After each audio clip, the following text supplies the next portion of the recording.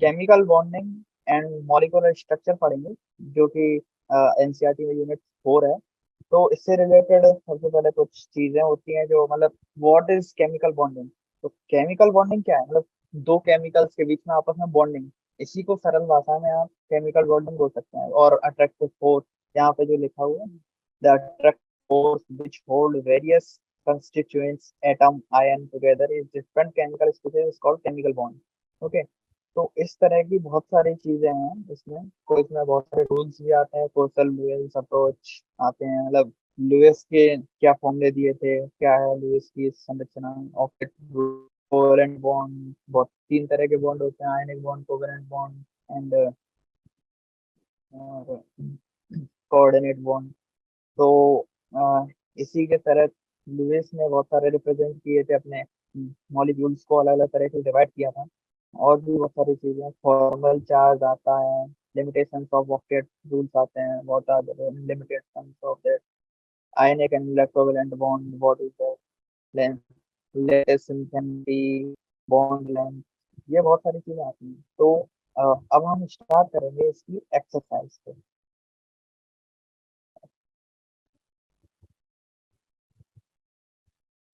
Exercise में मतलब ये एक्सरसाइज की कुछ क्वेश्चंस हैं, आज मैं इसमें से ही कुछ क्वेश्चंस कराऊंगा, मे बी 14 तक या 15 तक, जितना भी हो जाएगा। तो सबसे पहला क्वेश्चन, ओके, लेट्स कंसीडर।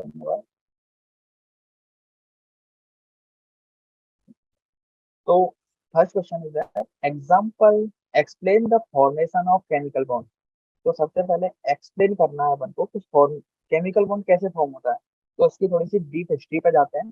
सबसे पहले एक हम मतलब उसके जो कोसल और लुईस से पहले वाले जो वैज्ञानिक थे, वो मानते थे कि एक एटम है और वो दूसरे एटम के पास जाता है और जुड़ जाता है, बस ऐसे ही माना जाता था। तो जब लुईस और कोसल आए 1956 और नवी, तो उन्होंने एक अपनी थ्योरी दी कि हर इलेक्ट्रॉन के पास, सॉरी, हर हर पार्टिकल के पास जो भी एलिमेंट होता है, उसके पास अलग अलग टाइप के मतलब अलग अलग मात्राओं के इलेक्ट्रॉन होते हैं। जैसे सोडियम के पास है 11 इलेक्ट्रॉन्स, क्लोरीन के पास 17 है। तो एक रूल होता है इसमें, ऑक्टेट रूल, जो सोडियम मतलब हर एलिमेंट अपना ऑक्टेट पूरा करना चाहता है, मतलब एकदम स्टेबिलिटी चाहता है, ना तो ज्यादा एलिमेंट हो, ज्यादा इलेक्ट्रॉन हो उसके पास, ना तो नहीं कम इलेक्ट्रॉन हो। तो क्या करते हैं, जो कम मतलब ज्यादा इलेक्ट्रॉन जिसके पास है ऑक्टेट से, वो कम इलेक्ट्रॉन जिसके पास है उनको डोनेट कर देते हैं, जिससे दोनों आपस में बैलेंस हो जाते हैं, स्टेबल हो जाते हैं। तो ये फॉर्मेशन मतलब ये फॉर्मेशन है केमिकल बॉन्ड, इसका इस हिसाब से केमिकल बॉन्ड फॉर्म होता है। जैसे Na में एक एक्स्ट्रा इलेक्ट्रॉन था, तो उसने एक डोनेट कर दिया फोर क्लोरीन को, तो Na के पास भी पूरा हो गया और Cl के पास भी पूरा हो गया। तो ये एक आयनिक बॉन्ड बन गया दोनों के बीच, मतलब एक दूसरे की जरूरतों को पूरा करेंगे तो आपस में बॉन्ड बन जाता है। ये तो रूल भी है अपनी सोसाइटी का भी। तो फर्स्ट सेकंड क्वेश्चन आता है, write Lewis dot symbol for atom of following elements. तो सबसे पहले एम मैंने पहले से निकाल के रखे हुए हैं। अ, जैसे कि सबसे पहले Mg का निकालना था। Mg का इलेक्ट्रॉनिक मतलब इलेक्ट्रॉनिक नंबर क्या होता है, 12। ओके, तो सबसे पहले इसके ऑक्टेट को पूरा करेंगे ना। तो ऑक्टेट में सबसे पहले 2 आता है, 2, फिर उसके बाद 10, सॉरी 8, 2, 10, एंड उसके बाद फिर से 8, 2, 8, 8, 18, 18 एंड 32। इस हिसाब से एक इलेक्ट्रॉन एक इलेक्ट्रॉन के सॉरी एक एलिमेंट में इलेक्ट्रॉन डिवाइड हो। तो इसमें 12 एलिमेंट, 12 है।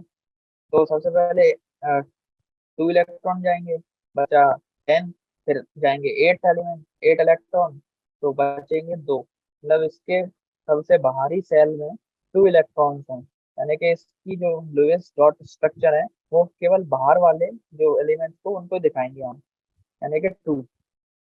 इसी प्रकार से Na के लिए 1, ब्रोमीन सॉरी बोरॉन के लिए 3, ऑक्सीजन के लिए 6, नाइट्रोजन के लिए 5 एंड ब्रोमीन के लिए 7। तो इस प्रकार से ये इसका लुईस डॉट स्ट्रक्चर होगा। ओके, तो come on to the next question.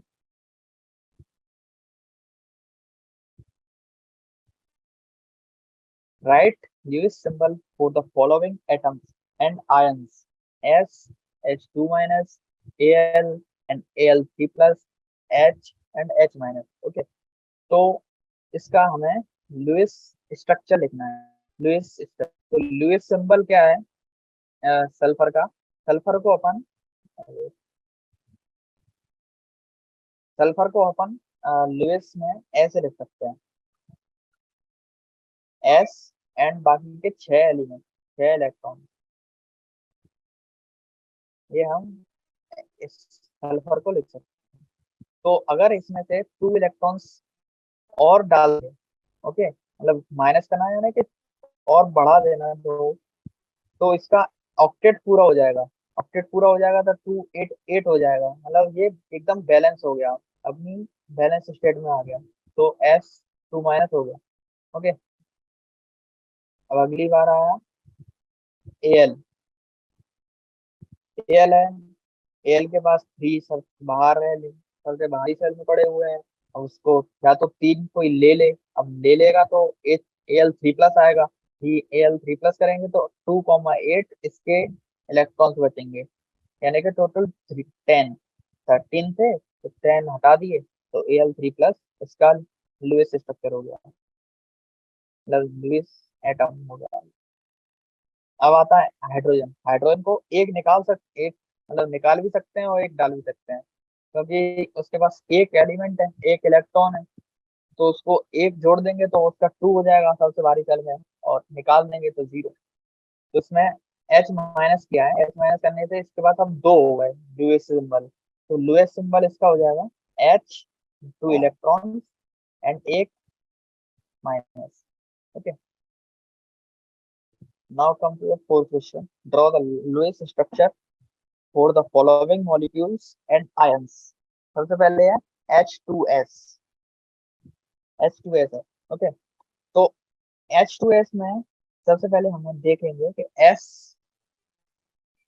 S जो है सल्फर, सल्फर के पास कितनी वैलेंसी है, मतलब वैलेंसी मतलब कितने खाली इलेक्ट्रॉन है इसके पास सबसे बाहरी सेल में। इसके पास है, सॉरी, तो इसके पास चार, हाँ, 6 हैं खाली इलेक्ट्रॉन। तो अब ये 2 हाइड्रोजन को दे रहा है, तो एक हाइड्रोजन इधर आया, एक हाइड्रोजन इधर आया।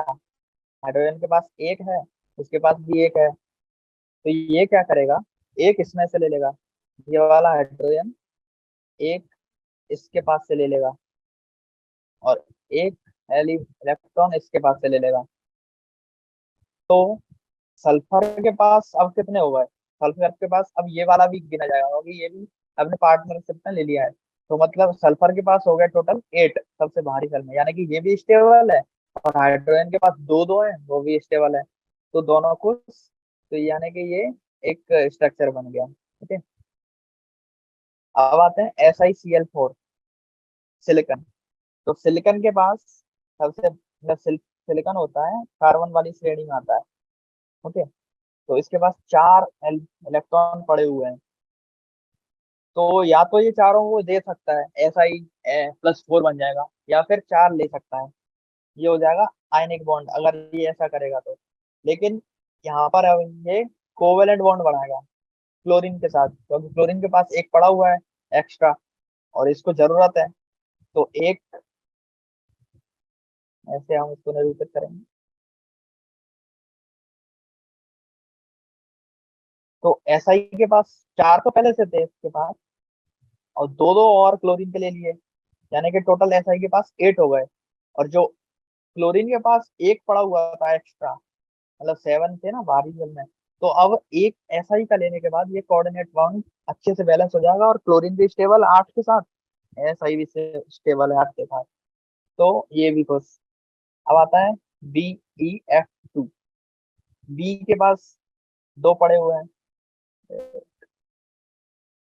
बी के पास दो पड़े हुए हैं, तो एक इसने फ्लोरीन से ले लिया, एक इस वाले फ्लोरीन से ले लिया, तो आपस में दोनों जगह बॉन्ड बन गया। तो बेरिलियम के पास भी हो गया और फ्लोरीन के पास भी हो गया। अब आते हैं CO C2 minus, CO C2 minus. Okay, तो कार्बन है, कार्बन के पास कितने होते हैं, चार, मतलब कार्बन है तो चार इलेक्ट्रॉन इसके पास होंगे। ओके, तो एक रूल है कि अगर किसी भी ऐसे एलिमेंट दिया हुआ है, आयन दिया हुआ है, तो उसमें अगर 2 माइनस है, अगर नेगेटिव वैलेंसी दी गई है, तो नेगेटिव वैलेंसी उसी एलिमेंट पे जाएगी जो ज्यादा इलेक्ट्रोनेगेटिव है। अब अगर आप बुक को अच्छे से पढ़ेंगे तो उसमें ऑक्सीजन की इलेक्ट्रोनेगेटिविटी कार्बन से ज्यादा होती है, तो ये नेगेटिव चार्ज ऑक्सीजन पे आएगा, ऑक्सीजन पे आएगा। ओके, तो अब कार्बन को तो चाहिए चार इलेक्ट्रॉन, तो इसने क्या किया,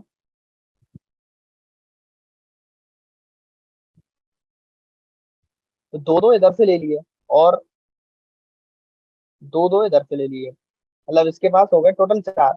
एक इधर से लिया, एक इधर से लिया, एक इधर से लिया, एक इधर से लिया। ओके, तो चार इनके पास हो गए।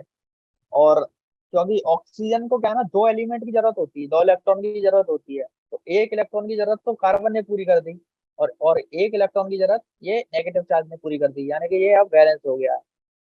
अब ये एक आयनिक बॉन्ड बनाने के लिए तैयार हो गया है किसी भी इलेक्ट्रोपॉजिटिव एलिमेंट के साथ, जैसे कि कैल्शियम हो गया, सोडियम हो गया, पोटेशियम हो गया, इसके साथ तुरंत ये बना लेगा, K2CO3 बना, Na2CO3 बना लेगा, CaCO3 बना लेगा। ऐसे ही अब रेडी है। अब आते हैं HCOOH। तो इसमें कार्बन के पास फिर से दो हैं, मतलब सॉरी चार हैं, तो इस बार फिर से इसने ऑक्सीजन के साथ दो लिए, एक हाइड्रोजन के साथ लिया, एक ऑक्सीजन के साथ लिया, मतलब कार्बन की तो पूरी होगी और इस वाले ऑक्सीजन की भी पूरी हो गई, यानी कि इसने दो दो बना लिए हैं, तो इस वाले ऑक्सीजन की भी पूरी है, इस वाले हाइड्रोजन की भी पूरी है, इस वाले कार्बन की भी पूरी है।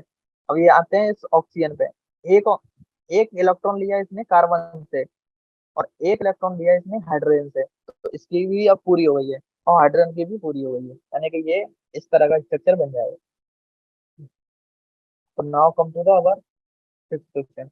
Define octet rule. Write its sim- significance and limitations. Okay. So according to the electronic theory of valence, every atom tries to attain the octet configuration present of 8 electrons in its valence shell by losing, gaining, or sharing of electrons. This is known as octet rule. तो जैसा कि मैंने पहले बताया कि octet rule और कुछ नहीं है कि आप बस खुद को स्टेबल बनाना है, हर एलिमेंट को, मतलब कैसे भी बनाना है खुद को, या तो इलेक्ट्रॉन दे देगा, या इलेक्ट्रॉन ले लेगा, या इलेक्ट्रॉन आपस में शेयर करेगा, मतलब उसका पूरा मेन गोल यही है कि खुद को स्टेबल बना, कैसे भी कर, लूजिंग, गेनिंग एंड शेयरिंग है बात। ओके, तो इसकी कुछ लिमिटेशंस भी हैं, कभी कभी ऑक्टेट रूल काम भी नहीं करता है, कहाँ पर काम नहीं करता है, incomplete octet of the central atom in some compounds. Okay, तो कभी कभी क्या होता है कि ऑक्टेट का जो सेंट्रल एटम होता है, जो सेंट्रल एटम होता है, वो कभी कभी कभी उसका ऑक्टेट पूरा नहीं होता, इनकम्प्लीट रह जाता है। The number of electron surrounding the central atom is less then 8। This is especially the case with the element with less than 4 valence electrons। यानी कि सेंट्रल एटम के पास पूरे 8, मतलब भारी सेल में नहीं आए, तब भी तब भी तब भी इसका कंपाउंड बन गया, जैसे LiCl। तो Li और Cl, LiCl होगा। ओके, तो Li के पास एक था, Cl के पास एक था, लेकिन इन्होंने बॉन्ड बना लिया। लेकिन क्या हुआ कि एल आई को ज्यादा की जरूरत थी और Cl को भी और ज्यादा की जरूरत थी, तो इन्होंने डेफिशिएंट रह गया ये, जैसे BH2 BCl3, ऐसे ये एग्जांपल है इसके। अब आता है odd electron molecule. In molecules with an odd number of electrons such as nitric oxide and nitrogen or dioxide, the octet rule is not satisfied for all the element. मतलब इसमें क्या होता है कि जैसे NO है, NO का example लेते हैं, तो एक ऑड इलेक्ट्रॉन बच जाता है, मतलब एक इलेक्ट्रॉन बच जा। अब नाइट्रोजन के पास टोटल होते हैं 5 एलिमेंट, 5 इलेक्ट्रॉन्स, तो इसने अभी इसमें से 3 इलेक्ट्रॉन ले लिए हैं, और इसके पास होते हैं टोटल 6 सबसे भारी सेल में, लेकिन ये 2 शेयर कर सकता है। तो इसने, लेकिन यहाँ पर इसने 3 शेयर कर लिए हैं, तो अगर N ट्रिपल बॉन्ड O बनाते हैं तो O के पास ज्यादा हो जाएगा। अगर N डबल बॉन्ड बनाते हैं तो नाइट्रोजन के पास एक एक्स्ट्रा बच जाएगा, यानी कि ये एक एक्सेप्शन है। ओके, तो एक्सपेंड ऑक्टेट, अब ये वाला आता है, element belonging to group 15, 16, 17 have more than 4 electrons in their valence shell. The elements of these groups form stable compounds in which there are more than 8 electrons around the central atom. Example, okay. तो जैसे कि कुछ group होता है ना, 15, 16, 17, जैसे कि 15 group यानी कि nitrogen group, okay, nitrogen, oxygen और फ्लोरीन, तो ये फ्लोरीन ग्रुप है 17, और 16 ग्रुप है ऑक्सीजन ग्रुप। ओके, तो कभी कभी क्या होता है, जैसे नाइट्रोजन क्या है, मैक्सिमम 3 बॉन्ड बना सकता है, ऑक्सीजन मैक्सिमम 2 बॉन्ड, और जो है फ्लोरीन बॉन्ड, मतलब फ्लोरीन वाली सीरीज, वो केवल 1 बॉन्ड बना सकती है फ्लोरीन। लेकिन क्या होता है, जैसे कि जैसे नीचे जाते हैं एक पीरियड में या फिर एक ग्रुप में, तो जैसे कि पी जो नाइट्रोजन के ग्रुप में आता है, तो ये 3 की जगह 5 बनाने लगता है, Cl के साथ भी 5 बनाने लगता है, आयोडीन ये 6 बनाने लगता है, सल्फर भी 6 बनाने लगता है। तो ऐसी कुछ कंडीशंस आ जाती हैं, तो इसमें भी ऑक्टेट रूल फेल हो जाता है, ये इसकी लिमिटेशन थी। ओके, अब अगला क्वेश्चन देखते हैं, right the favourable factor for the formation of ionic bond.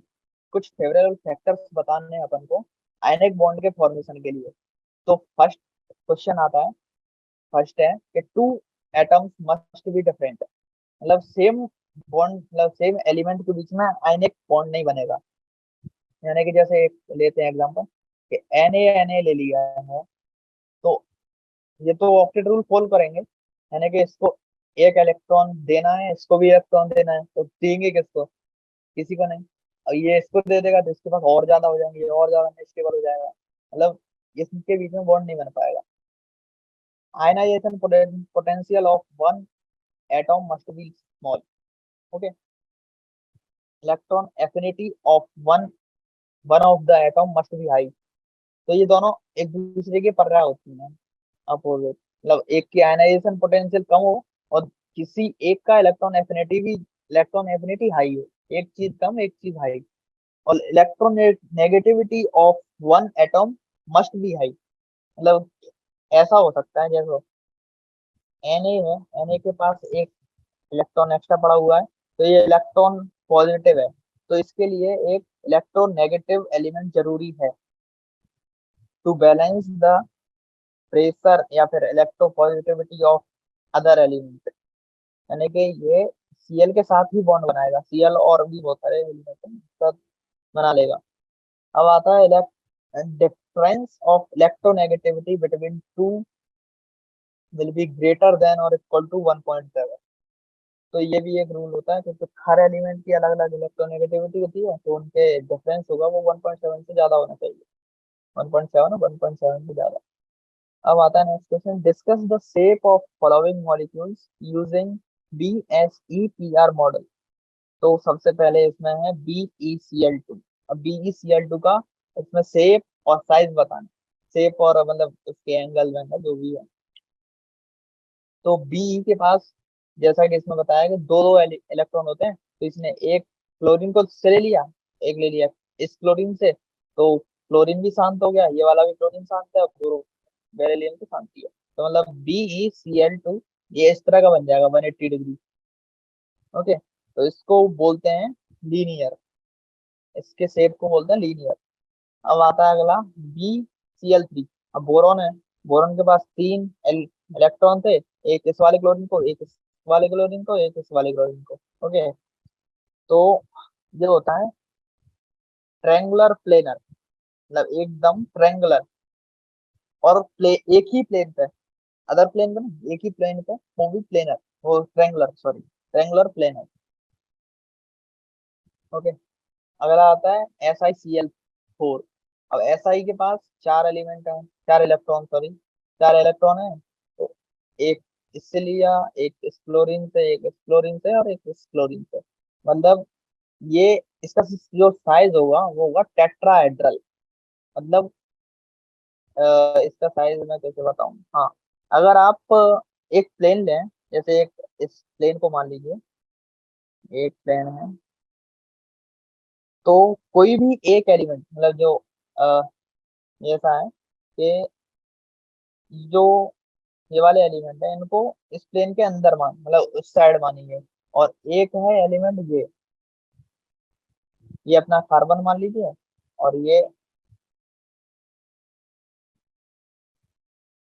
ये ऐसा ही मान लीजिए, ये मतलब क्लोरीन मान लीजिए। तो इसमें से एक इस प्लेन के ऊपर होगा, बाकी के तीन इस प्लेन के नीचे होंगे।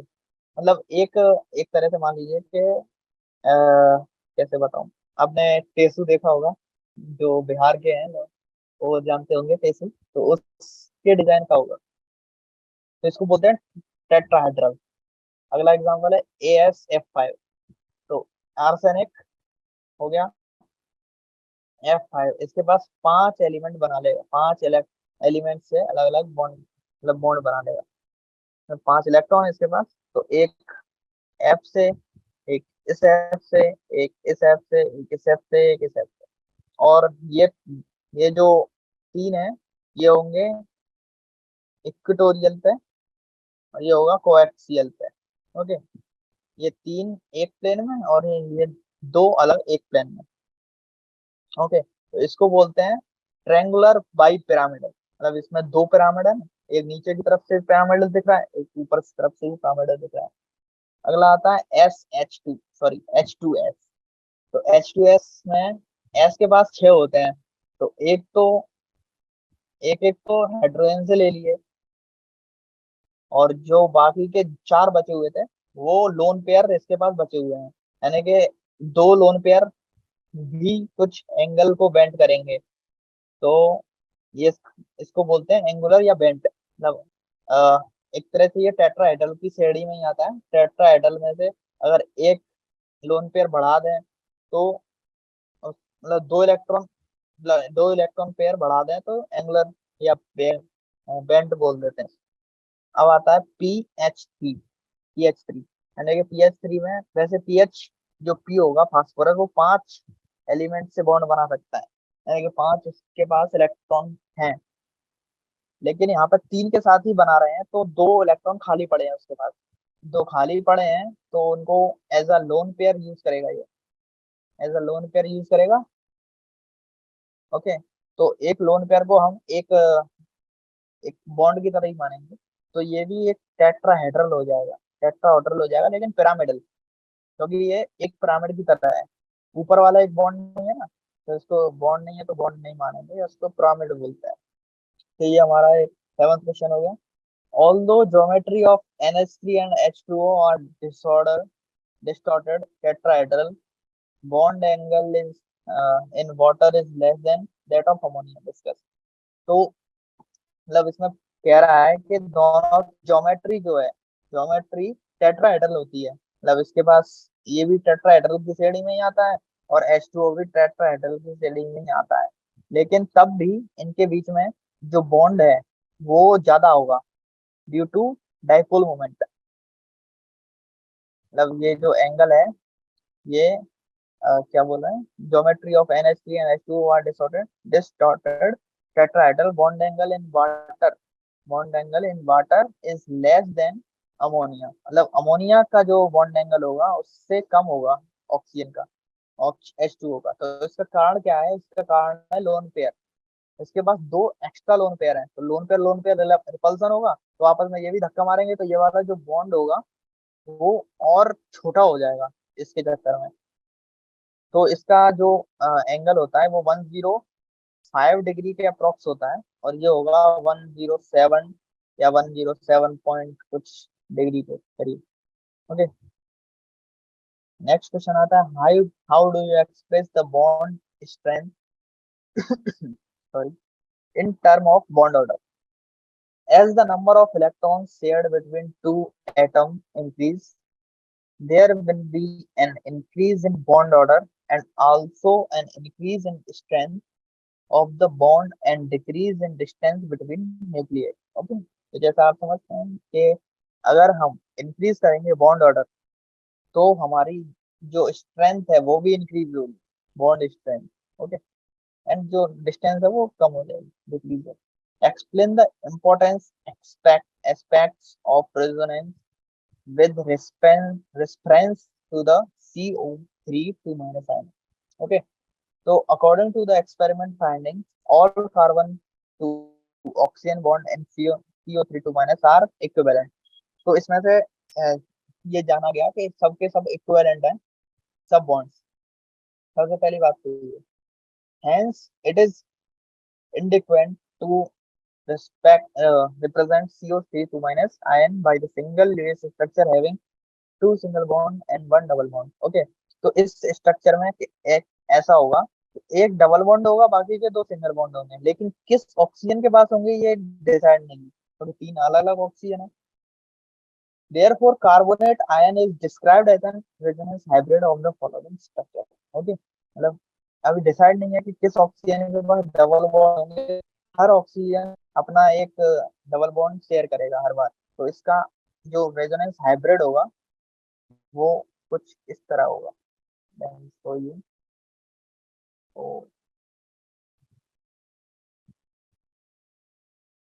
तो डबल बॉन्ड को हर जगह मैं डॉट डैश से दिखा रहा हूँ। ओके, और हर जगह एक माइनस आयन भी दिखा रहा हूँ। तो ये इसका रेजोनेंस हाइब्रिड ऐसा इस तरह का होगा, और इसमें इलेक्ट्रॉन भी लगा, एक्स्ट्रा इलेक्ट्रॉन लगा।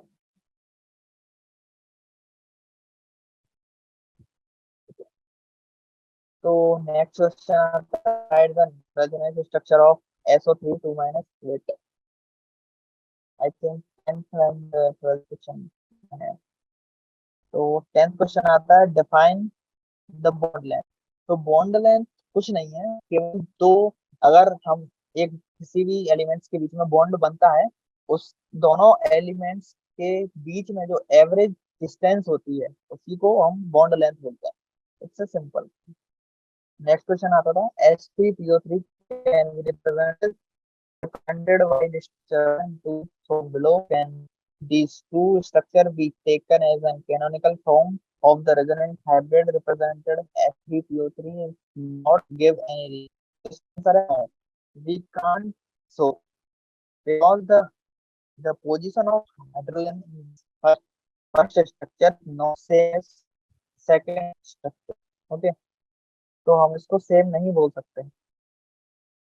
now come to the full question, write the resonance structure for SO3, NO2 and NO3 minus। सबसे पहले S SO3। तो S जो मैंने पहले बताया ऑक्सीजन की तरह ही काम करेगा कि S के पास कितने होते हैं टोटल, क्योंकि ये ऑक्सीजन की फैमिली से आता है, टोटल 6 होते हैं। ओके, तो इसको छो के छो अपने ऑक्सीजन को देना है। तो जैसे कि SO3 2 माइनस था ना, SO3 क्या था, हाँ SO3 था, तो दो इस वाले ऑक्सीजन को दे दिए, एक इस ऑक्सीजन को दे दिया, एक इस ऑक्सीजन को दे दिया, बट इन दोनों ऑक्सीजन के बीच डेफिशिएंसी बनी रहेगी। तो इस डेफिशिएंसी को कम करने के लिए ये रेजोनेंस करेगा। रेजोनेंस करेगा मतलब हर बार हर जगह डबल बॉन्ड, मतलब बाई पार्ट रहेगा, हर जगह रहेगा डबल बॉन्ड। तो इसका जो रेजोनेंस हाइब्रिड होगा वो इस तरह से होगा कि हर जगह double bond. Okay, now come to the NO2। NO2 में एक कोऑर्डिनेट बॉन्ड है, एक है डबल बॉन्ड कोवेलेंट। तो ये भी चेंज होता रहेगा, एक एक बार इस ऑक्सीजन के पास, इस ऑक्सीजन के पास।